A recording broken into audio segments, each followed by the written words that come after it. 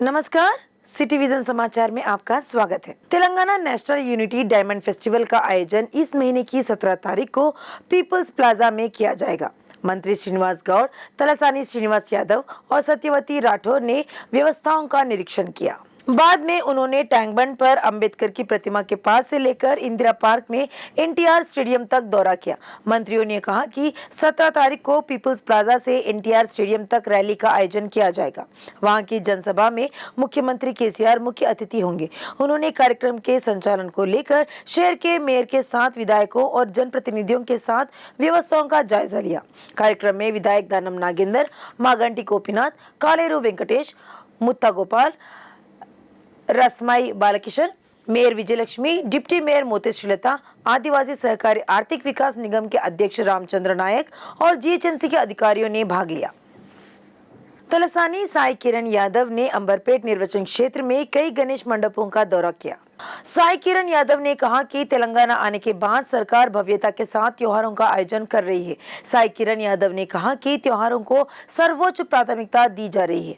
उन्होंने कहा कि पिछले 3 साल से हम कोविड के कारण उत्सव का आयोजन नहीं कर पाए, लेकिन अब हम इसका भव्य आयोजन कर रहे हैं। किसी भी अफवाह पर विश्वास न करने की विसर्जन में कोई बाधा नहीं आएगी। उन्होंने कहा कि सभी लोगों को खुशी से प्रबंधन करना चाहिए। विधायक रघुनंदन राव ने आरोप लगाया कि विधानसभा में भाजपा विधायकों के साथ भेदभाव किया जा रहा है। मानो राज्य में कोई समस्या ही नहीं है। यह विडंबना है कि विधानसभा की बैठकों 2 दिन होती है। रघुनंदन राव ने टिप्पणी की कि अध्यक्ष बीएसी नियमों का पालन नहीं कर रही है। विधायक रघुनंदन राव ने आरोप लगाया कि विधानसभा में भाजपा विधायकों के साथ भेदभाव किया जा रहा है। मानो राज्य में कोई समस्या ही नहीं है। यह विडंबना है कि विधानसभा की बैठकों 2 दिन होती है। रघुनंदन राव ने टिप्पणी की कि अध्यक्ष बीएसी नियमों का पालन नहीं कर रही है। टीपीसीसी के कार्यकारी अध्यक्ष महेश कुमार गौड़ ने गांधी भवन में बताया कि राहुल गांधी की भारत जोड़ो यात्रा कन्याकुमारी से शुरू होगी। उन्होंने कहा कि राहुल गांधी को पदों की कोई उम्मीद नहीं है और वह देश के लिए लड़ने वाले व्यक्ति हैं। उन्होंने कहा कि यह तेलंगाना के मतकल से जुक्कल तक विभिन्न क्षेत्रों को जोड़ने वाली 13 दिनों की यात्रा करेंगे। उन्होंने आलोचना की कि तेलंगाना में आने के बाद भी इसे जिलों और क्षेत्रों में विभाजित करने का प्रयास किया जा रहा है। आरजेआर हर्बल अस्पताल पिछले 150 वर्षों से हर्बल उपचार प्रदान कर रहा है। ये एस राव नगर में एक और नई शाखा खोली है। सोराइसिस, अस्थमा, घुटने के दर्द, थायराइड, शुगर जैसी पुरानी बीमारियों के लिए हर्बल उपचार प्रदान करता है। तेलंगाना, आंध्रा, कर्नाटका, पांडिचेरी और तमिलनाडु राज्यों में 76 शाखाएं हैं। 77 शाखा के रूप में ये एस रामनगर में शुरू हुआ। उद्घाटन समारोह में डॉक्टर माधवी, लावण्या, निकिता रेड्डी, रम्या और विविन ने भाग लिया। The new branch in AS Rao Nahar. So actually our branch is in Hyderabad. It is going successfully. So there the people are giving good response also. So that we have planned to open the new branch in AS Rao Nahar. So I think here the people will get more benefit because our medicines are working very good. And normally we are treating the condition like all type of diseases we are treating by using our herbal medicines. So again we are planning to put more branches in Telangana. So happy to putting this branch here. Hindu समूहों ने IS सदन square पर विरोध प्रदर्शन किया। बड़ी संख्या में हिंदू भक्तों ने भाग लिया और केसीआर सरकार के खिलाफ नारेबाजी की। हिंदू भक्तों ने विरोध किया कि केसीआर सरकार ने गणेश विसर्जन के लिए हुसैन सागर में कोई सुविधा नहीं दी। भाग्यनगर जिला भाजपा अध्यक्ष सन्ना रेड्डी सुरेंद्र रेड्डी ने कहा कि केसीआर सरकार द्वारा गणेश विसर्जन के लिए हुसैन सागर की व्यवस्था न करना हिंदुओं के खिलाफ पक्षपात पूर्ण कार्रवाई है। उन्होंने कहा कि हिंदू त्योहारों पर पक्षपातपूर्ण कार्रवाई उचित नहीं है। पुलिस भारी बल के साथ मौके पर पहुंची और उन्हें गिरफ्तार कर सैदाबाद थाने भेज दिया।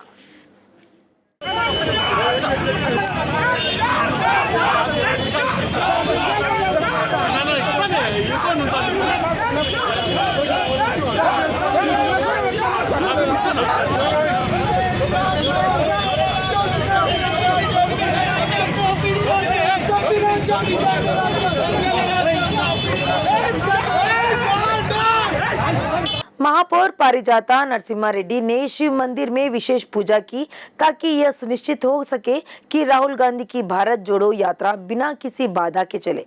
रंगारेड्डी जिले के बड़ंगपेट मंदिर में 1016 नारियल फोड़े गए। कार्यक्रम का आयोजन बड़ंगपेट के अध्यक्ष पेद्दावी वेंकट रेड्डी के नेतृत्व में किया गया था। महापौर पारिजाता नरसिम्हा रेड्डी मुख्य अतिथि के रूप में मौजूद थे और उन्होंने मंदिर में विशेष पूजा की। नेताओं ने कामना की कि राहुल गांधी द्वारा आयोजित यात्रा कांग्रेस पार्टी को गौरव दिलाने में सफल होगी। उन्होंने आवश्यक वस्तुओं की कीमत में बेतहाशा वृद्धि के लिए केंद्र और राज्य सरकारों की आलोचना की और कहा कि सार्वजनिक उपक्रमों को निजी लोगों को सौंपा जा रहा है। एक पीड़ित दलित किसान ने सेवानिवृत्त डीसीपी के खिलाफ कार्रवाई की मांग की, जिन्होंने न केवल उनकी गाड़ी कमाई को जब्त किया बल्कि जाति के नाम पर उनका अपमान भी किया। घटना की शिकायत राष्ट्रीय अनुसूचित जाति आयोग के उपाध्यक्ष अरुण हलदर से की गई। रंगारेड्डी जिले के गोपुलाराम गांव के बोड़ा वेंकटैया ने पिछले साल इसी गांव के हरिदयाल से 1 एकड़ जमीन खरीदी थी। सर्वेक्षण संख्या 6 में यह जमीन हरिदयाल ने 2011 में महेंद्र रेड्डी से खरीदी थी और वेंकटैया को बेच दी थी। जमीन की कीमत 3 गुना बढ़ जाने से महेंद्र रेड्डी ने अपने बड़े भाई सेवानिवृत्त डीएसपी माधव रेड्डी की मदद से जमीन पर कब्जा कर लिया और उनके साथ मारपीट की और अभद्र भाषा से उनका अपमान किया। शी टीम की एसएस अफसानी बाला मलेश यादव का बीमारी के चलते निधन हो गया। राचकोंडा के सीपी महेश भागवत आज शव को श्रद्धांजलि देने घटकेश्वर गए। सीपी ने बताया कि मृतक बाल मलेश यादव 7 साल से शी टीम से कार्यरत है, लेकिन उन्होंने कहा कि वह कुछ समय से स्वास्थ्य समस्या से जूझ रहे थे। सीपी महेश भागवत ने प्रभावित परिवार के सदस्यों से मुलाकात की और उन्हें वित्तीय आश्वासन दिया कि उन्हें जल्द से जल्द उनका लाभ, पेंशन और नौकरी सुनिश्चित करने के लिए कदम उठाए जाएंगे। Malkajgiri ACP Naresh Reddy, CI Chandra, police officers association के अध्यक्ष भद्रा रेड्डी, राज्य उपाध्यक्ष करुणाकर रेड्डी और अन्य ने श्रद्धांजलि दी। हैदराबाद के कमातीपुरा थाना क्षेत्र में पुराने कस्बे में तांत्रिक उपासकों ने खलबली मचा दी है। पति दूसरी शादी के बाद में बन रही पहली पत्नी को मारने के लिए उस पर काला जादू करने का प्रयास किया। इसके लिए टोने टोटके करने वाले एक बाबा की सहायता से उन्होंने अपनी पत्नी पर काला जादू किया। यह पता चलने पर पुलिस ने आरोपी के घर पर छापा मारा। बाबा को गिरफ्तार कर थाने ले जाया गया। पुलिस ने महिला को अस्पताल पहुंचाया। डॉक्टरों ने बताया कि महिला की तबीयत स्थिर है। अस्सलाम वालेकुम रहमतुल्लाहि बरकातहू। भाई मेरा नाम आमिर बिन हामिद है। मैं कामाटीपुरा पीएस कमेली के रोड पर रहता हूँ। आज करीब 6 महीने 8 महीने से जो सो मार तोड़ करके बहन को मेरी खाना नहीं, पानी नहीं, कुछ भी नहीं, खाली मारना, लेके जाना और गैर जरूरी टार्चर करते करते बच्चों को जो सो अलग रख दिया। बहन को लाके यहाँ इलाज कराने के वास्ते, इलाज के नाम पे काला जादू, जबकि उसको पूरी वीक हो गई, दवाखाने को जाना करना है, उसके बजाय दवाखाने को नहीं ले गया। ये कौन से ज़माने में जी रहे हैं, इन्हों इलाज करा रहे हैं। कहते पूरा लाके नींबुआ, मुर्गी, काला खून और आपके मोमबत्ती, ये वो क्या क्या, ये गले सुबह जलाया तो शाम तक घर में नहीं रह सक रहे भाई।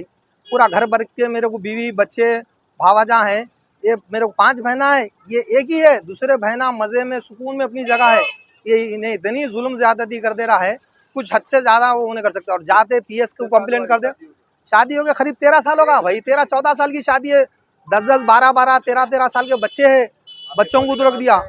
मुबीन बिन अहमद है, मैकेनिक है उन्होंने। नहीं, ये आज 4-5 दिन से इलाज चल रहा। हम लोग यहाँ क्या करें बोले तो नहीं, कुछ भी नहीं है घर में, दवाखाने को लेकर जा रहे हैं, ऐसा कर रहे हैं वैसा कर रहे हैं, बल्कि लाके ये इलाज शुरू कर दिए उन्होंने। जिसकी कामाटीपुरा कमेला तैयबा फंक्शनल रोड, हमारे भौने मेरी बहन के ऊपर, उनकी बीवी के ऊपर, ताकि उनका मकसद यही है कि इन्हें जल्द से जल्द मर जाना और दूसरी शादी कर लेना। ये कराने की वजह क्या है? शादी का मसला। हाँ, दूसरी इन्हें मर जाना, इन्हें खत्म हो जाना, दूसरी फिर मैं नई शादी करूंगा। 3 बच्चे हैं इसको, ना इन्हें घर में खाने को कुछ देता, ना पानी को देता कुछ, ना आप जाके मेरे वो नवाब साहब गुड्डे में इसका घर है, वेरीफाई कर लीजिए कि मकानदार के सामने 360 बार मार के उसको घर में किराया तक नहीं दे सक रहा, तो वो मकानदार भी खाली कर दो बोले। तो वालिद साहब बोले करीब में मैं तुम्हारे को रूम ला के रख लेता हूँ। बोले तो बच्चों को, हमारी बेटी को छोड़ डालो। वो तो नहीं छोड़ के ये नहीं जो सो ये इलाज लाके हमारे घर में करा रहा साहब। पूरे चीज़ है, वो लोगों को भी जब्त करे, लाए पीएस में लेके आए। 2 जने हैं, जी हो, 2 जने हैं लेके आए और इंतहाई खतरनाक, उससे अगर अच्छा आदमी भी रहा तो मर जाता। आप पकड़ के दिया पुलिस वालों को? नहीं, मैं खुद इन्फॉर्मेशन करा पुलिस वालों को करके ऐसा हो रहा साहब, आप आइए बोले तो पुलिस इमीडिएटली आई। जो करा है ब्लैक मार्केट हाँ, के ऊपर करा है ये? बहन के ऊपर, मेरी बहन, आपकी बहन जी हो, उनकी बीवी होना। आई ना, रिस्पॉन्स आए, पुलिस वाले आके अरेस्ट करके लेके आए अंदर पीएस में। वो उन लोगों के नाम आओ, इलाज करें सर, बुड्ढा है उन्हें, आखिरी वो है बुड्ढा। बात से क्या क्या चीज मिली, कुछ चीज मिली? नींबुआ, पूरी मुर्गी, छुरी, पानी, सब पूरा सामान लाए हुए हैं ना, क्या क्या की गलीजात पूरे लाए हुए हैं ना। कहाँ चल रहा था ये? यहाँ कमेले के पास की रोड, तैयबा फंक्शन हॉल के बाजू। अंबरपेट अली कैफे चौक पर पुलिस ने गांजा जब्त किया। गांजा ले जाने की सूचना पर हाईटेक सिटी के 2 लोगों को गिरफ्तार किया गया और गांजा जब्त कर लिया गया। पुलिस ने बताया कि यह गांजा छोटे पैकेट में बेचा जा रहा था। गिरफ्तार किए गए दोनों को थाने ले जाया गया और मामला दर्ज कर जांच की जा रही है। पुलिस ने लोगों से अपील की है कि अगर उनके आसपास कोई ऐसा संदिग्ध है तो उन्हें सूचित करें। तेलंगाना राज्य में अपने 3 दिनों तक गरज के साथ भारी बारिश और बिजली गिरने की संभावना है। मौसम विभाग के अधिकारियों ने यह खुलासा किया है। आज पूर्वी मध्य बंगाल की खाड़ी के आसपास बंगाल की दक्षिण पूर्वी खाड़ी के ऊपर एक चक्रवात बना हुआ है। औसत समुद्र तल से 5.8 मीटर ऊपर तक जारी है। इस अवधि के प्रभाव से 24 घंटे में पश्चिम मध्य बंगाल की खाड़ी में निम्न दबाव बनने की संभावना है। इससे लोगों को सतर्क रहने की सलाह दी। देश में कोरोना की गंभीरता दिन ब दिन कम होती जा रही है। पिछले 24 घंटों में 3.21 लाख लोगों की कोविड जांच की गई और 5,379 लोग पॉजिटिव पाए गए। वहीं 7,094 लोग कोरोना से ठीक हो चुके हैं। देश भर में 27 लोगों की मौत हो गई। कई दिनों के बाद पहली बार एक्टिव केस की संख्या 50,000 से नीचे आई है। वर्तमान में देश में 50,594 सक्रिय मामले हैं। वर्तमान में देश में दैनिक सकारात्मकता दर 1.67%, सक्रिय दर 0.11%, स्वस्थ होने की दर 98.70% और मृत्यु दर 1.19% है। ये थे अब तक के ताज़ा समाचार। आगे के ताज़ा समाचारों के लिए देखते रहिए सिटी विजन न्यूज़ लाइव।